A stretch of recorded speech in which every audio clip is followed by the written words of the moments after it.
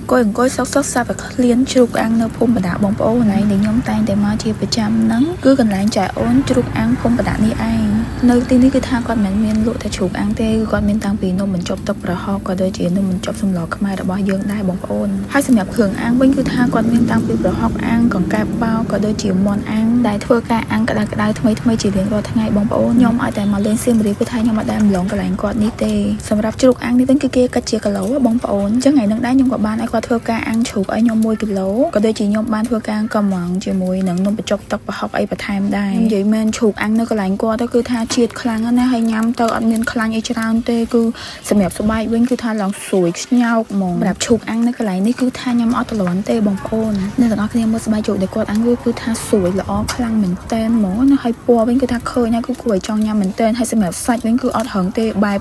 ខាំទៅ juicy អ្នកទាំងអស់គ្នាគឺទន់ឆ្ងាញ់ខ្លាំងណាស់ហើយនេះគឺជាសាច់ដែលខ្ញុំបានធ្វើការកំងមុនហ្នឹងឲ្យគាត់អាំងក៏ដូចជានំបញ្ចុកទឹកប្រហុកខ្មែរយើងគឺថាឆ្ងាញ់ណាអ្នកទាំងអស់គ្នាលក់របស់គេគឺថាឆ្ងាញ់ណានំបញ្ចុកទឹកស្លខ្មែរនៅកន្លែងគាត់ក៏ឆ្ងាញ់ដែរអញ្ចឹងកុំភ្លេចមកសាកទាំងអស់គ្នាណាបង